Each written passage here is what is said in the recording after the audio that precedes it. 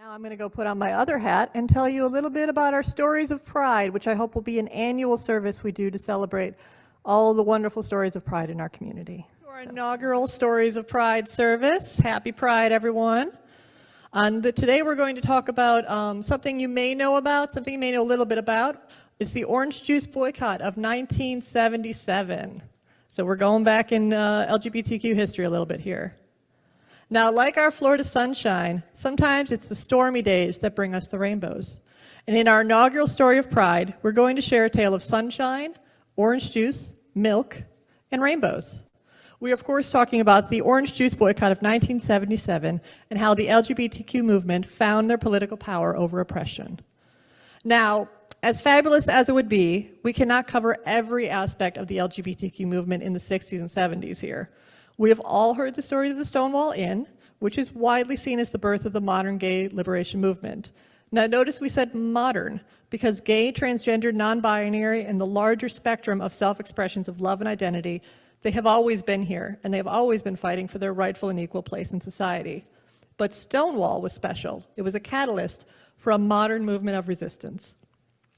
June 28, 1969, at the Stonewall Inn, it was not the first time or place there was resistance. And it was not the first time the bar was raided. Those who did not conform to the gender or sexual stereotypes of the time were regularly arrested. And the establishment that night, some of the young and marginalized people in particular, had had enough. Riots started that night, and they lasted for 6 days and caught the attention of the nation. And the LGBTQ community, in an era of pro-civil rights movements and anti-war demonstrations, tapped into that unrest of the 1960s and inspired the creation of organizations like GLAAD, PFLAG, and the Human Rights Campaign. And 1 year later, June 28, 1970, thousands of people marched in the streets of Manhattan from Stonewall Inn to Central Park in what was then called the Christopher Street Liberation Day, and today we know it as the first Pride Parade. Now let's fast forward to 1977 and how Christian crusader Anita Bryant helped spawn Florida's LGBTQ culture war. Bryant was a former Miss Oklahoma beauty queen and a pop singer. She found fame in music and television, and at an early age traveled with the USO and Bob Hope's holiday tours. But it wasn't until she moved to South Florida that the trouble really began. In 1969, Bryant became a spokeswoman for the Florida Citrus Commission. A nationally televised commercial features her singing "Come to the Florida Sunshine Tree," and started the commercial's tagline, "Breakfast without orange juice is like a day without sunshine."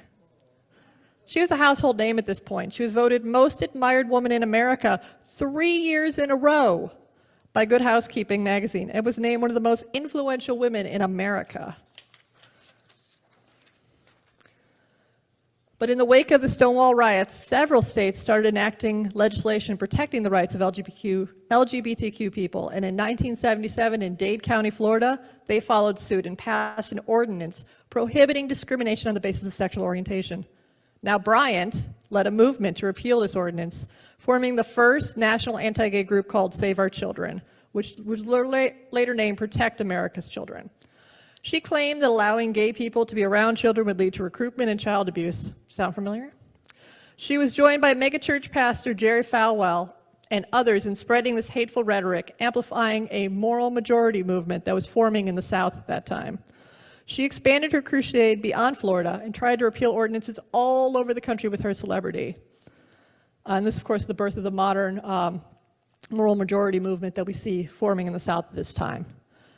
But the LGBTQ community answered back. They formed the Coalition for Human Rights and the Miami Victory Campaign, who organized a boycott of orange juice, hitting Anita Bryant in her corporate livelihood. Now, apple juice at many bars was substituted for orange juice. Merchandise like buttons, stickers, t-shirts were made to support the campaign with slogans like, "A day without human rights is a day without sunshine." Sales and proceeds went to the gay rights activists to help fund their fight against Bryant and her campaign. In October of 1977, Anita Bryant famously was one of the first celebrities to get pied by one of the LGBTQ activists on TV. She joked, "At least it's a fruit pie." That movement helped to gain national attention for the orange juice boycott, and several celebrities started to pay attention, like Vincent Price, Jane Fonda, and Johnny Carson. And she became a national celebrity, but for all the wrong reasons. Gay bars across the country were boycotting orange juice from the Sunshine State. Now, this was not the first time this tactic was used. In the 1966 labor organizations, they boycotted California grapes and Coors beer, and in 1977 to protest unfair labor practices. But this was the first boycott, or as they called it, a gaycott, spearheaded by gay and lesbian activists. And gaycott they did. Bars put out signs saying, to promote human rights, this establishment does not serve Florida orange juice. And if you brought your own, they were known to pour it down the drain. In the April 14th column for the Bay Area Reporter, a weekly gay newspaper, Harvey Milk urged readers to switch to pineapple juice for breakfast. Some say that one can of OJ won't make any difference, he wrote. Before Bryant becomes more powerful, remember that your one can adds up to millions of one cans throughout the nation. The only way to stop this bigot is to have a fully effective economic boycott. The movement faced a strong smear campaign that produced a devastating ad, contrasting the wholesomeness of the Miami annual Orange Bowl parade with the San Francisco Pride March and some of the debauchery that happened. And with that smear campaign, the ordinance for the LGBTQ rights was repealed later that year. This was a setback that was not corrected until decades later. But this is not a story about a single battle. It is a story about a movement. This was one of the first cases of LGBTQ organizations using their political power collectively towards a cause. And they inspired others, including Harvey Milk, who after the boycott ran for office and defiantly introduced San Francisco's first gay rights ordinance in 1978, a year later, as a member of the San Francisco's Board of Supervisors. He successfully defended against the Briggs Initiative and against Anita Bryant, protecting the rights of gay teachers and opposing the movement that Anita Bryant spearheaded. The LGBTQ movement was learning their collective power, and Anita Bryant was learning it too. Bob Kunst, Bryant's opponent on the grounds in Miami, said the ordinance fight had galvanized world opinion. She gave us access to world media, every access to world media. Now, Bryant faced protests at this point at every public appearance she had. At the end of 1978, 1 year later again, in the same month Milk was assassinated, Bryant was fired as the Florida Sisters spokesperson. Yes. After that, she experienced bankruptcy and divorce, but she never regretted her actions. Anita Bryant may be gone, but the fight continues. Much of the rhetoric used by Save Our Children's campaign has been reused and repackaged in the years since. Here in Florida specifically, we see it in our state's parental rights in education, which is better known as the Don't Say Gay bill. It prohibits teaching about sexual orientation or gender identity, and this is just one example of many throughout the country.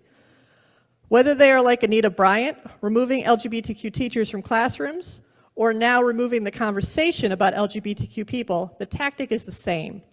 And with these hateful lies about the community harming children, the fight continues. We affirm as Unitarian Universalists that LGBTQ people are sacred and they are beloved. In the words of our president, Reverend Sophia Betancourt, for LGBTQ people, transgender and non-binary beloveds, my family and yours, are not only real, but sacred. Each and all of us is in fact a vital part of the fabric of this nation, deeply beloved and deserving of protection, safety, and belonging. May we always remember that in our Florida sunshine, that on those rainy days of hate, it is up to us, the allies and the members of the LGBTQ community, to bring the rainbows, to speak out and to use our collective power against the powerful, because a day without human rights is like a day without sunshine. That's right. Thank you all. Thank you very much.